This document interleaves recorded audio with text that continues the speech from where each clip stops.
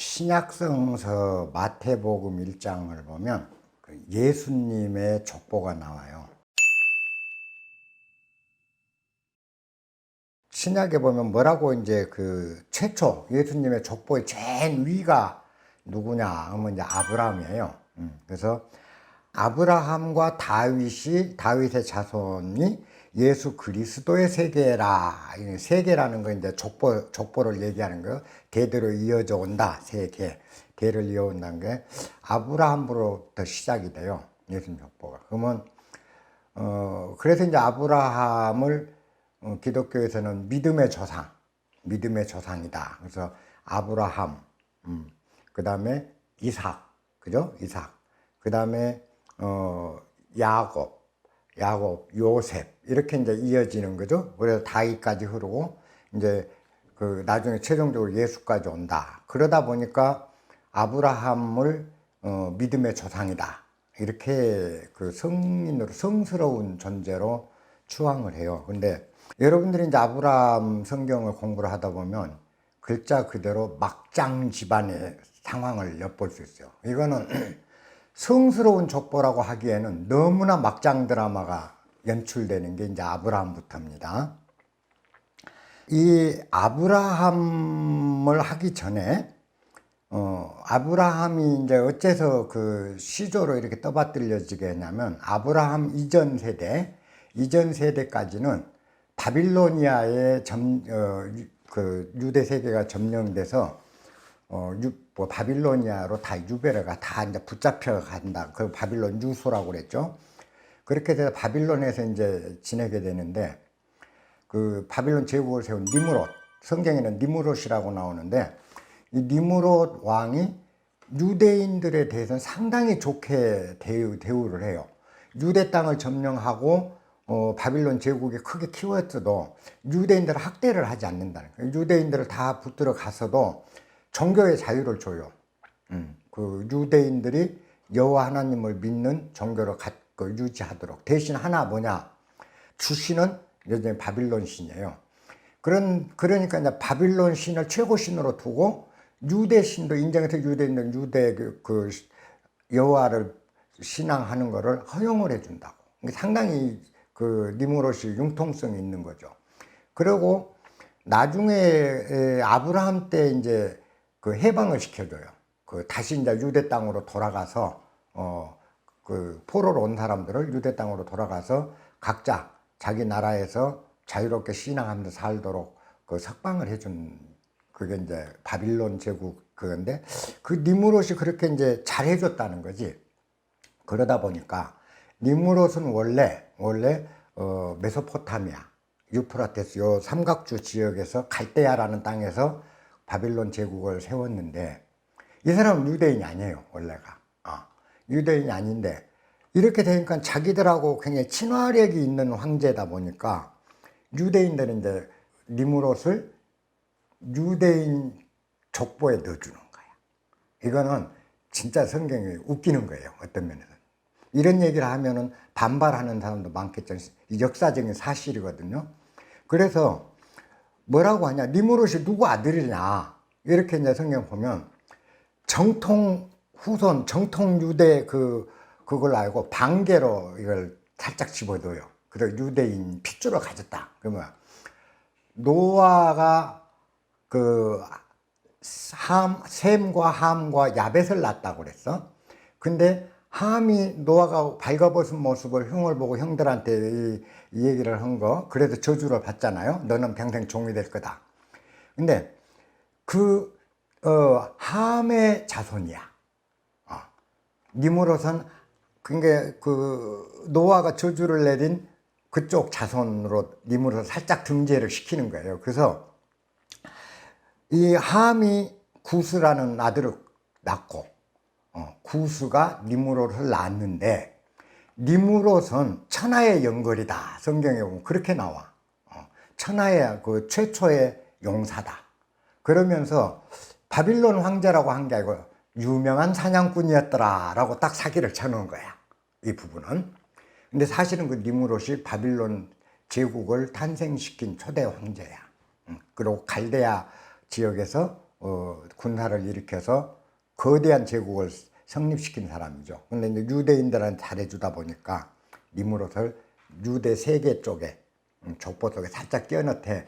정통 그 셈의 자손, 이제 아브라함은 셈의 자손이고 예수님까지 이어온다 이렇게 이제 되는데, 셈의 자손에 넣은 게 아니라 저주받은 함의 자손에다가 딱 니무롯을 넣어놓은 거예요.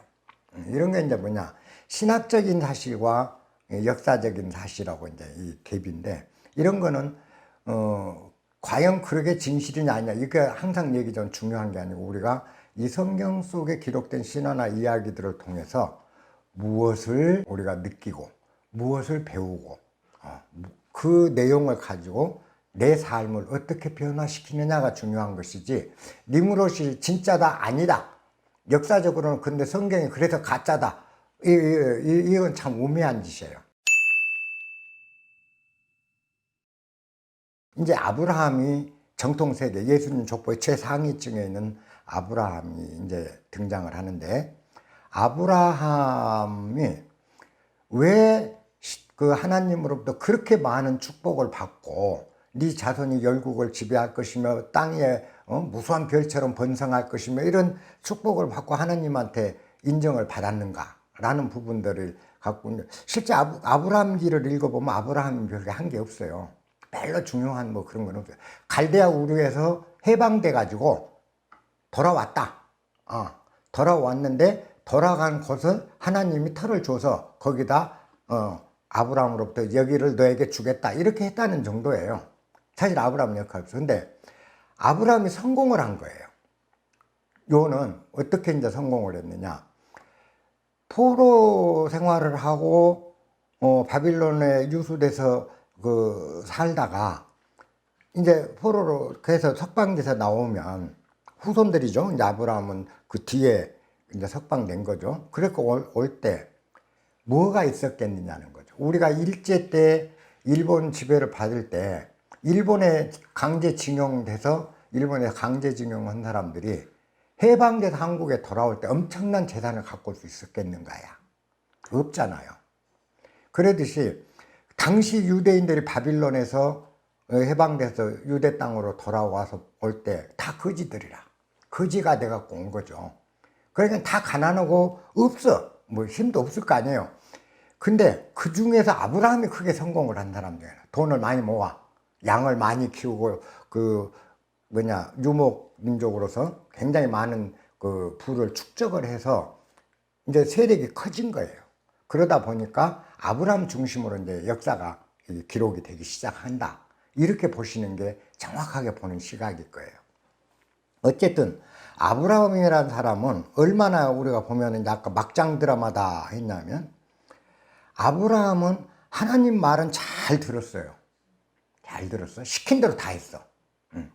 그래서 이제 그 하느님께 순종한다. 그게 종교적 시각에서 볼 때는 정말 훌륭한 사람으로 볼 수밖에 없는데, 우리 보통 사람 입장에서 보면 아브라함은 훌륭한 사람이 아니라 찌질이 중에 찌질이야. 정말 인간 말종이고 찌질한 짓을 많이 해요. 자, 아브라함이 어떤 짓을 했냐. 처음에 유수에서 돌아와갖고 살다가 자기 이제 결혼을 해요. 결혼해서 사라라는 부인을 얻어. 근데 여자가 예뻤던 모양이에요.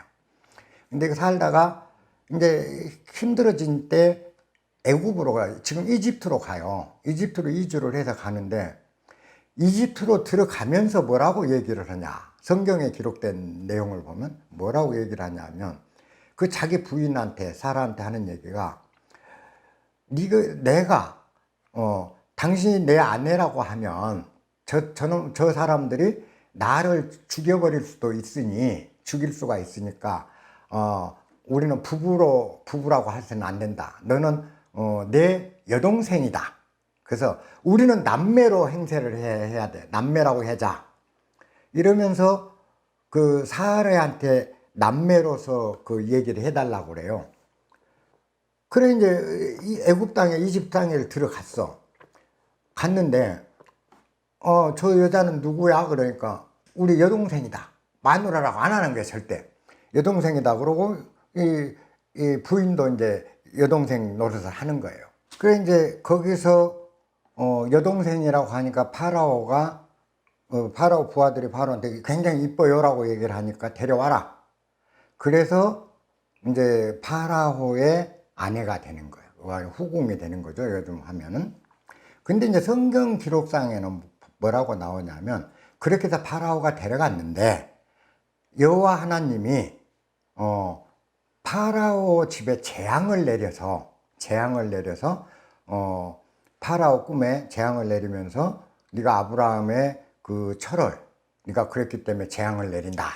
이런 식으로 얘기를 해서 파라오가 이튿날 네가 왜 여동생이라고 해갖고 나를 속였느냐 이제 하면서 돌려줬다.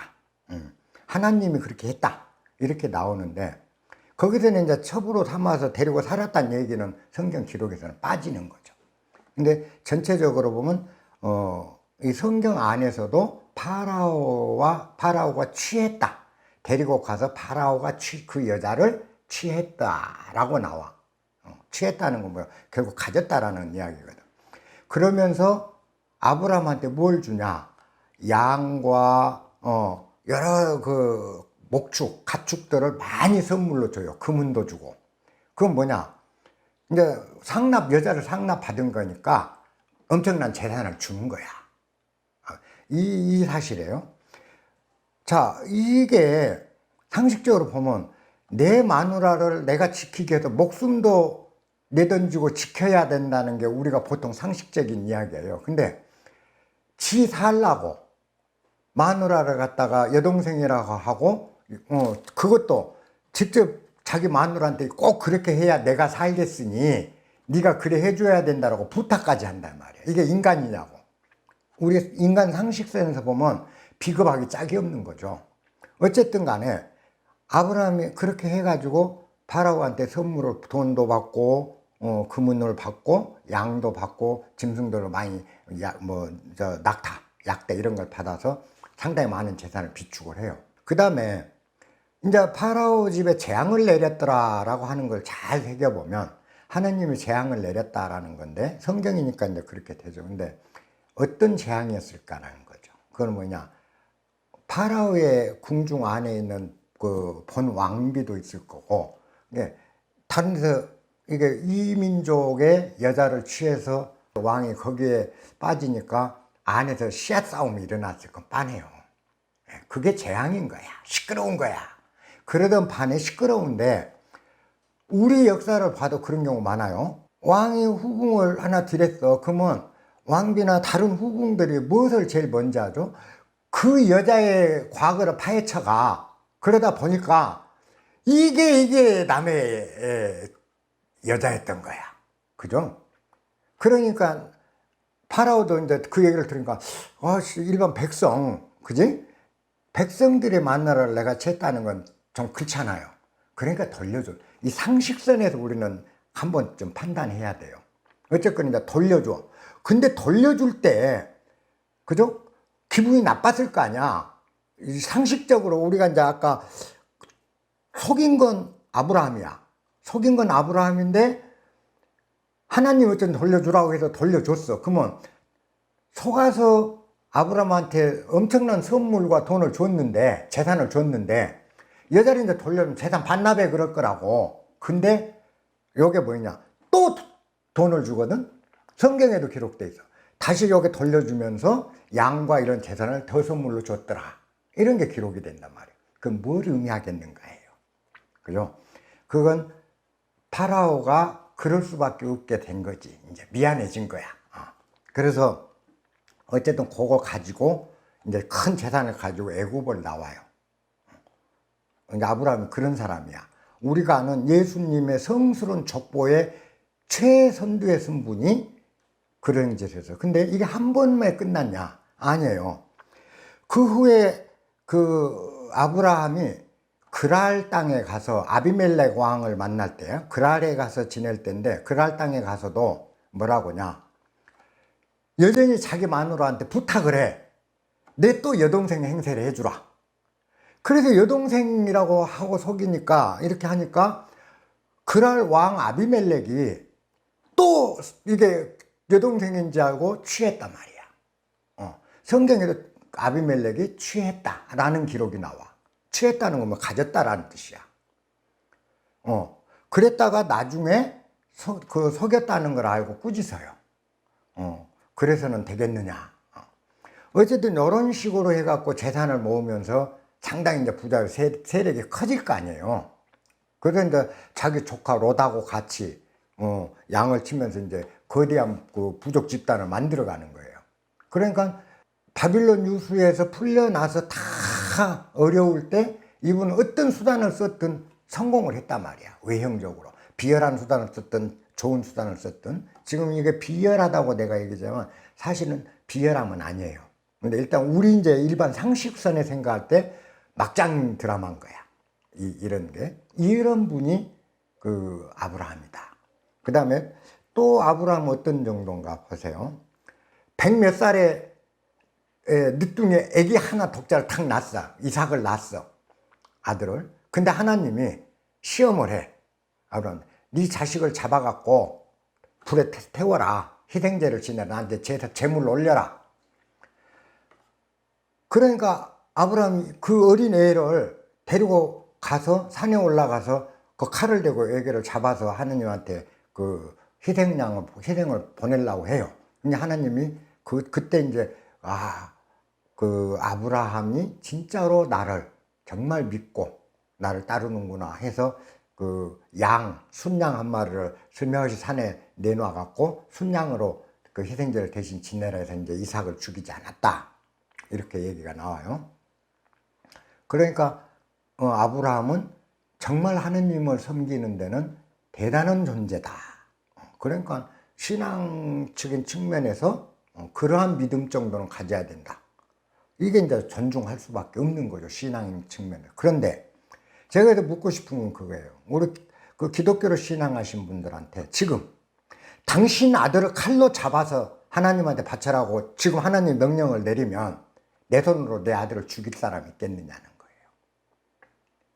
그게 아무리 하나님 말이라 할지라도 하나님의 지시라 할지라도 자기 자식을 자기 손으로 죽여서 제물로 올려라고 그러는데 죽일 수 있느냐는 거예요.